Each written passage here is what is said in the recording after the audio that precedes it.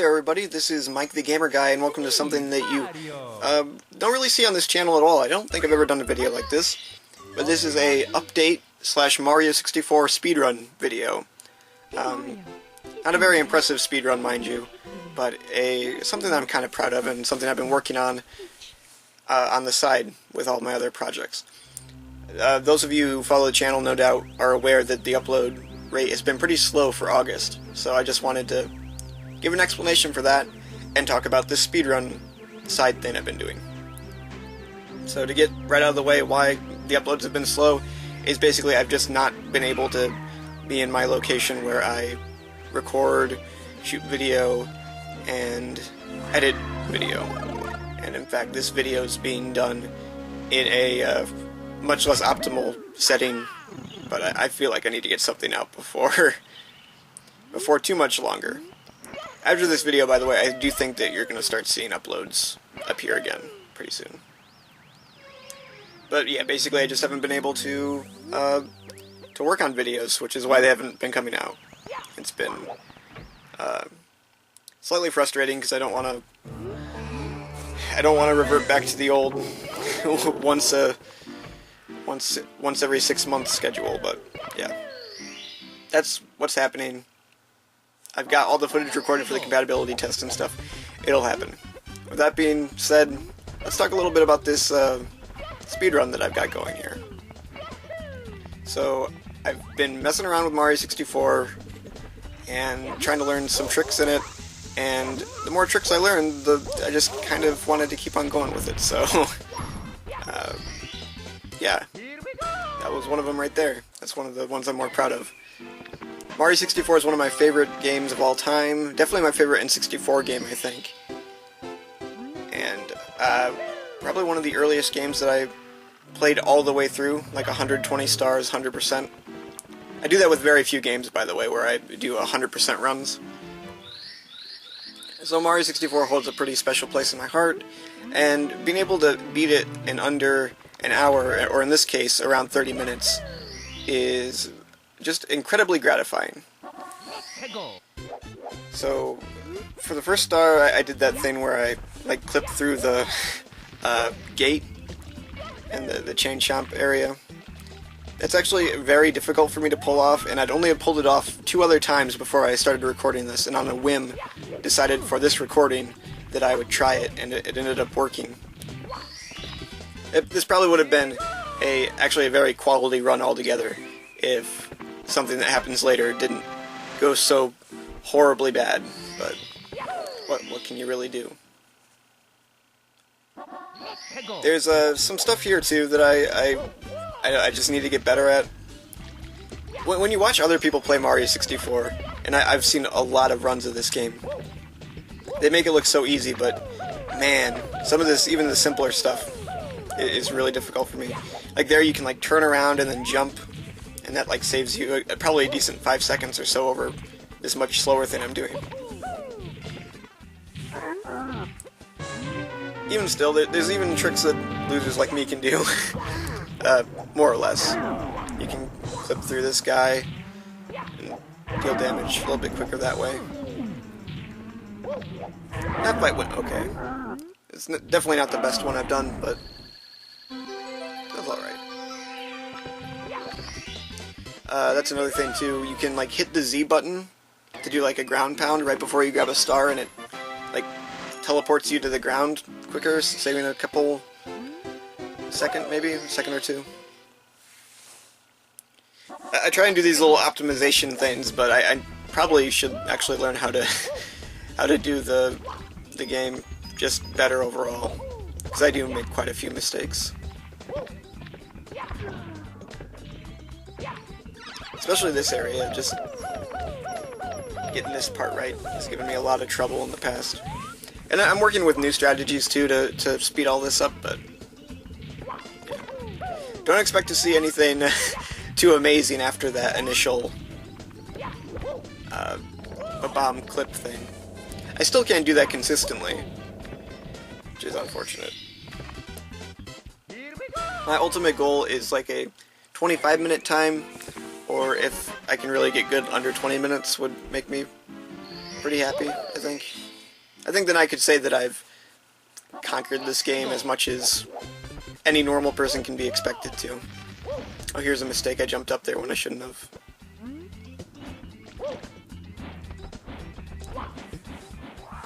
And everything you see in this run, for people who want to sort of get into beating Mario 64 quickly, just for yourself, this is all very doable by someone with average to low skill level.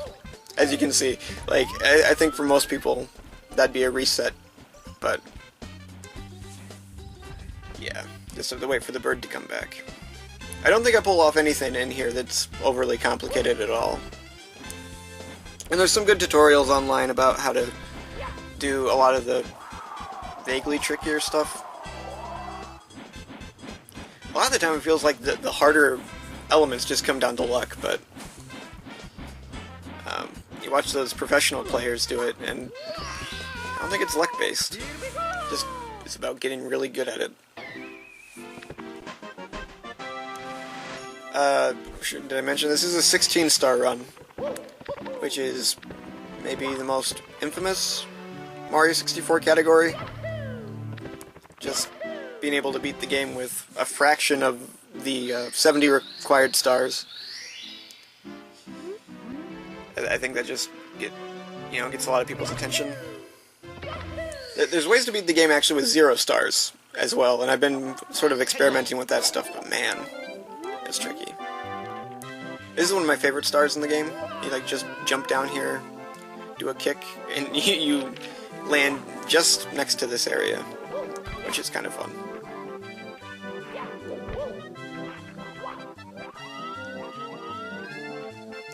This part actually went pretty well, in comparison to other things. Though, missing the star with the ground pounds is kinda unfortunate. There are moments in this run that I'm sure would embarrass any near pro level Mario 64 player. But it's all good. Here's another one that's really fun. Actually, all the stars in this Snowman Land? Is that what this one is? I think that's the later one? Anyway, all the stars in here are actually really fun to do. Just bounce all the way over. I sort of feel like after you learn some of these tricks, it's impossible to go back to do it the correct way. The quote-unquote correct way, anyway.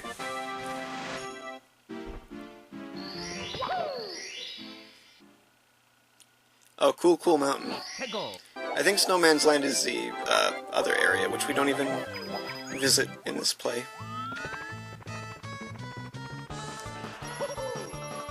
I would, even if you're not interested in sort of this faux speedrunning thing, I would highly recommend giving a 16-star run a try, just because it's just really fun to experience Mario 64 in a completely new and unique way. And if you're skillful enough, I would recommend that 0-star thing too. But man, some of that stuff seems ridiculous. I would recommend watching people run a 0-star thing. So we've got our 8 stars, which means we can go and fight Bowser for the first time. Even among 16-star runs, there's a lot about this one that's kind of suboptimal. Like, the route I'm taking, I don't think has been used for quite a long time now. Instead, people, clip through this door before they even collect a single star, and then collect the other, and then collect the 16 stars from there. Rather than getting 8, fighting Bowser, and getting the other 8. It's like, beat Bowser. That was close. But yeah, I think they beat Bowser, then they collect 4, and then they go to the second half of the game. Or the second, I guess it'd be, the first key door, and then they collect the other 12 stars. and it's pretty ridiculous. Essentially, I don't even know why they do it that way, because the skill that's required to do that is probably good enough to run Zero Star. At least that's what I've sort of gathered.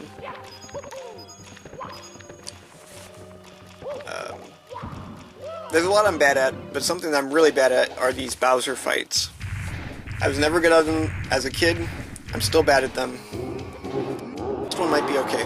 Also, he does that thing. He does the swiping attack, which I don't ever remember happening until I started playing it. It seems kind of weird, and I have a theory about why that might be, but I don't know. It's one of the attacks he does in the third boss fight. And only after I started running the 16-star game did he start doing that attack, so I'm wondering if there's some sort of animation storage or something. I'm not really sure.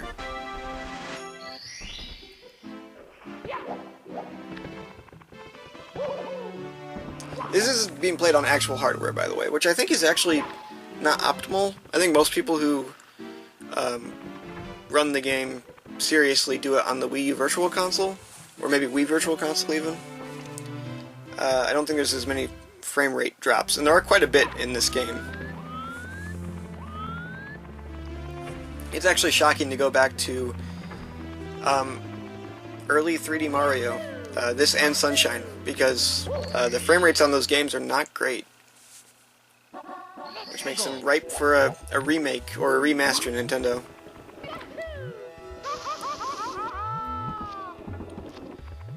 If you're listening, get that Mario 64 and Mario Sunshine remaster. I don't know. Does Nintendo listen to fans? As I'm recording this, the SNES Mini is already seeming to become a giant debacle. Everywhere's pre-orders are already accounted for. The NES Mini was a horrible mess, too, so when Nintendo says we're gonna do better, I kind of am skeptical of that. Even the Switch's launch was kind of messed up. I went to a launch at a Walmart with Tom and my girlfriend Bailey, and we were... Oh. This one usually goes really good, but I'm making all sorts of mistakes here. But yeah, we went there, and there were, jeez, maybe 40 people in line, and the number of Switches they had was like 6. Just ridiculous. A lot of angry people. Luckily, we had gotten there early, so we were, I think, second in line. But Nintendo's really bad at launching these things, it seems. I kind of think it might be just because they've haven't experienced this success in a long time. But it's like, get your act together now, guys. You're back in the game, so figure yourself out.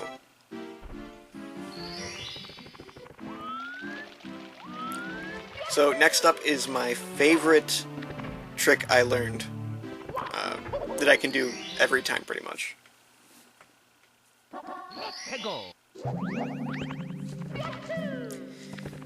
For fans of Mario 64,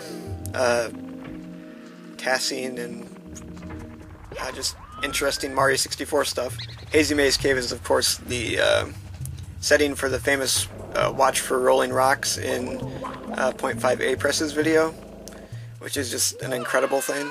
If you haven't seen that yet, and I'm sure nearly everybody has, you gotta see it. Absolutely amazing. I can't remember the guy's name now. It's like Panin something.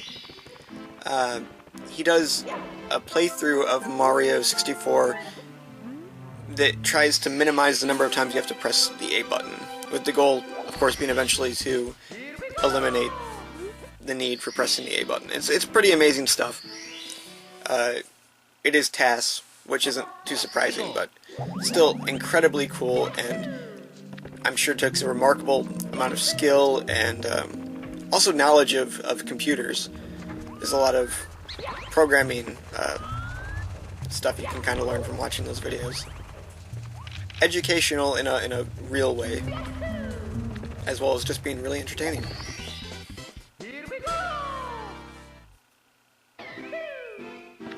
So at this point, when I was recording this run, I was actually beginning to sweat just slightly because things have been going really, really well. I haven't died yet, which is good. We had that problem with the bird earlier where I missed the star, but overall I got the bomb thing. I've been getting all these stars without issue. However, something that pretty much kills any hope of this being a nice 25-minute-ish run comes up right after we get this star. I even collected this star in a really cool way. I couldn't even see where I was going. Grabbed it. I was very happy here.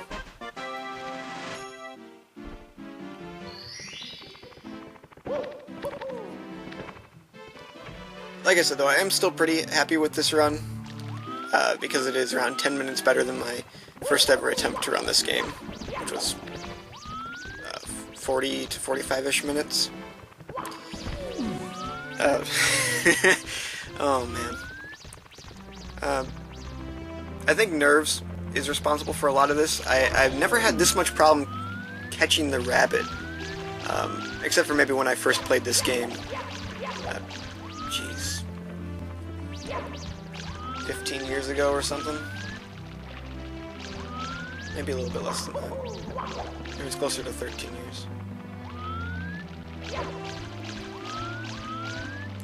Yeah, but for some reason it's just not working for me. Ugh. And there's a lot of near misses that happen.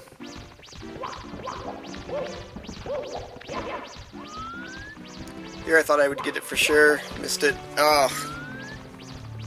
This isn't even the worst of it. This rabbit is what destroys this run in more ways than one. There's of course catching it, which was a ridiculous problem for no discernible reason. And then the clip you have to do with it, too, ended up being a problem.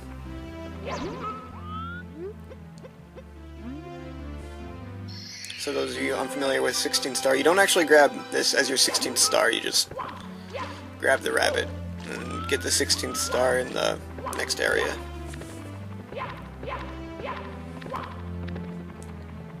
You gotta put this rabbit near like the seam of this door in the wall so that you can clip Mario through, so you can turn around and pick up the rabbit.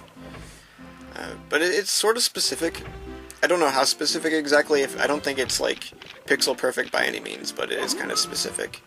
You can get trapped in the door, for example, and not be able to grab the rabbit.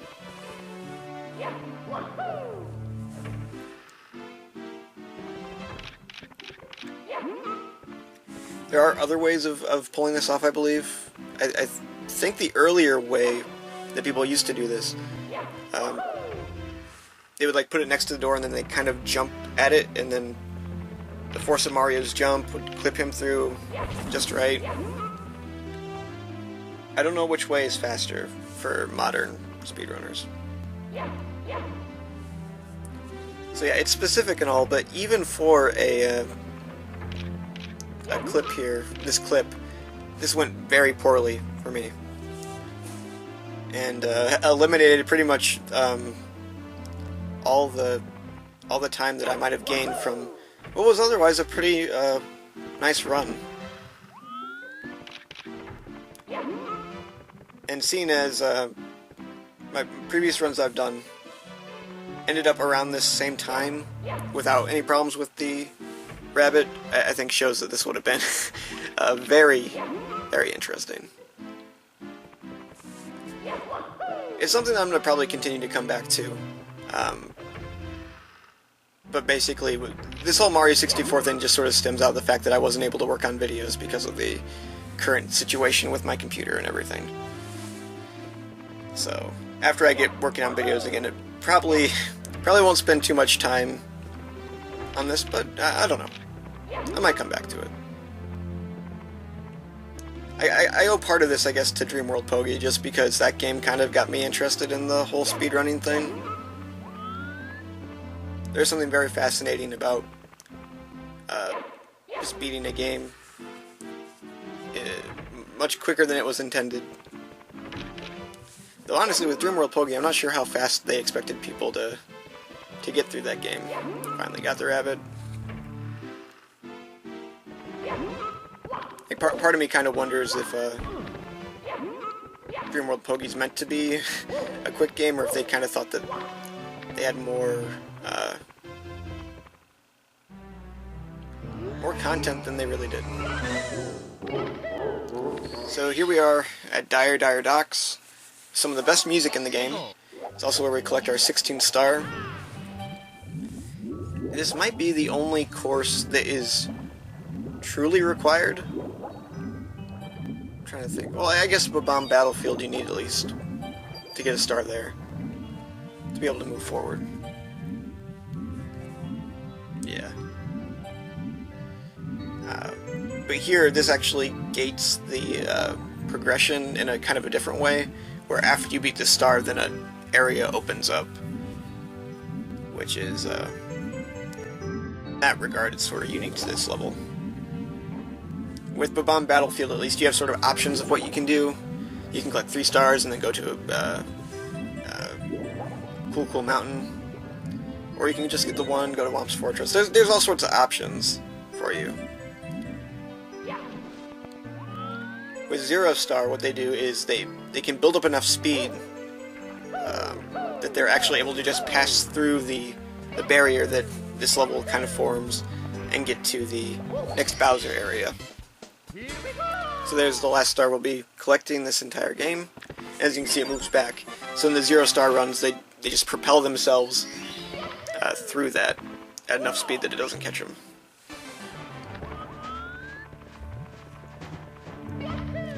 And it's that trick, actually, which is why I don't think I'll ever be able to accomplish that, at least, especially not in any sort of time that's reasonable.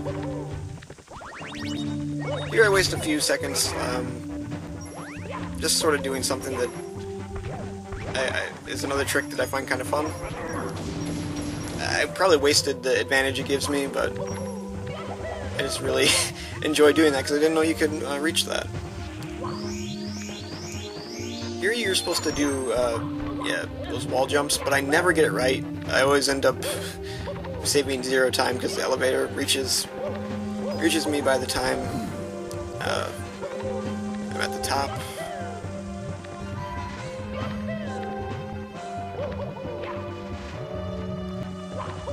I think with a little bit more practice, I could actually probably put together something that is quality. But I don't know, the speedrunning community seems very cutthroat.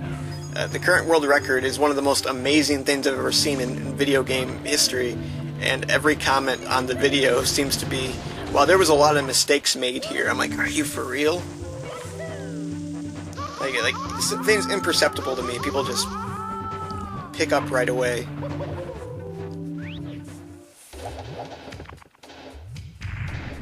I mean, to me, when I think about it, like being able to beat Mario 64 in under 16 minutes, how can there possibly be a single mistake? That's less minutes than there are stars you need to collect. It's just, I don't know, it boggles my mind, frankly.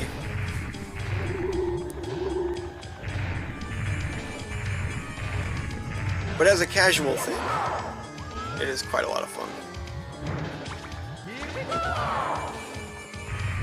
This fight usually kills me because you use that lava boost thing to get over here, and 95% of the time I like accidentally run into Bowser and it kills me, and then you have to redo that part. That didn't happen here, which is pretty cool. That was a nice little concession after the thing with the rabbit went so bad. I think its name is Mips. Oh, right there what that was, you have to actually exit because the door that gates your progress, the 30 star door, even if you try and exit it, it still won't let you. This is a trick that saves me like 0 seconds because I have problems like trying to find where I am anyway. So anyway, you have to go on the course and then exit to be able to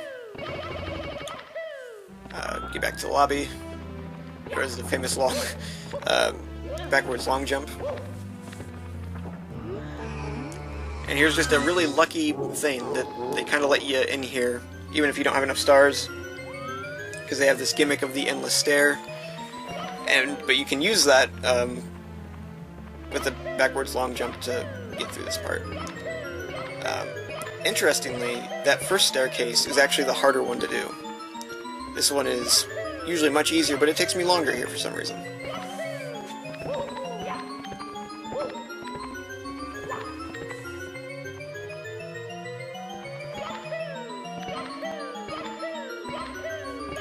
And usually I can get this one like instantaneously.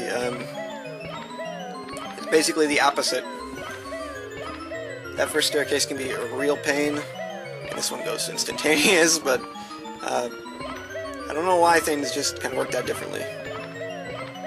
You can also sort of mess up here by, if you are at a wrong angle, you'll clip through the back of the wall and end up in Wet Dry World, which I've had happen to me countless times on other sort of non-recorded runs. Since I started recording myself, and I think this is only my 4th attempt recording this, I haven't run into that problem, so that's good. I had another run that was actually going really, really well, but the game wasn't having it. Towards the end, there was some sort of glitch, and Mario lost his ability to like move to the right. It was in the Bowser fight. He would only move to the left, and I was still able to get a hit on him actually, which was pretty impressive. But I couldn't bring myself back from it. And then the music messed up and it locked me. So unfortunate.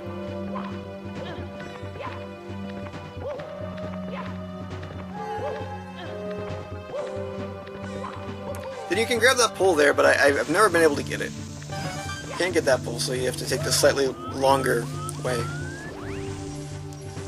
The quality thing about this run, I think, that it makes it actually something sort of useful, is that anyone of any skill level, I think, can replicate what I did here. So if you have any inkling of wanting to beat Mario 64 in under an hour, then this is a very basic layman's tutorial on how to do that. And we're at the final Bowser fight. There's something very satisfying about saying that. When I was 9 or whatever when I played this, maybe even younger than that, this fight took forever to get to, and then when I did, it was so hard.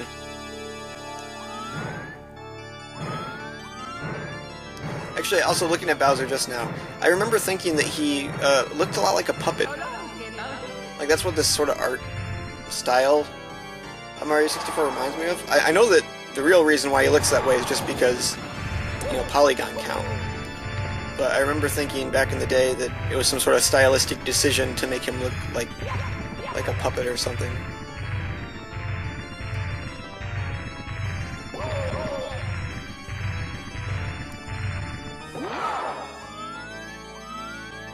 Mario 64 is a good game. I give it many points.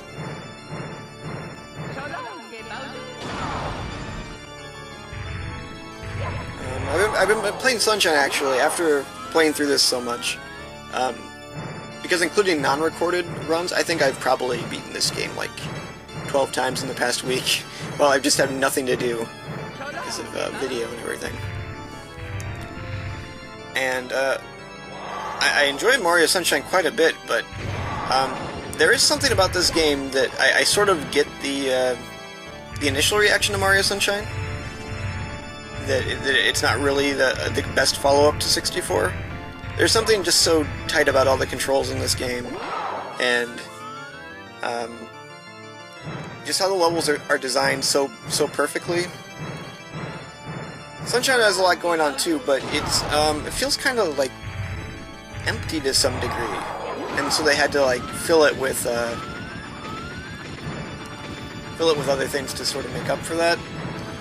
Probably the best example would be the blue coins. How there's 120 stars in that game too, or shine sprites, but a good portion of them come from collecting like blue coins that are just sort of scattered throughout the world. It seems a little lazy, and then the levels are pretty good, but then each of them has at least one of these sort of classic styled areas. Oh, we beat the game. Yeah, the game's over now. Hooray! I'm gonna finish this thought about Mario Sunshine though. They have these sort of classic style, straight up platforming areas that are very linear, that are inside of those levels, so those feel like kind of, we don't know what else to do with this stage, let's just create a simple platforming part. And there's some stages that feel that more than others. I think that one of the better stages in the game is the hotel stage, which I probably could have remembered the name of if I just tried a little bit harder. What is that?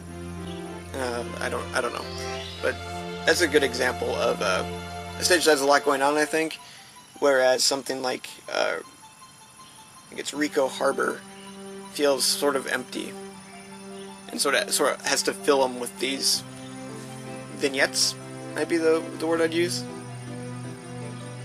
This game doesn't have that problem. This game, you have these big levels, and there's all sorts of stuff to do in them, and they don't have to rely on little side things. There are a few examples. There's one like secret slide level. It's in how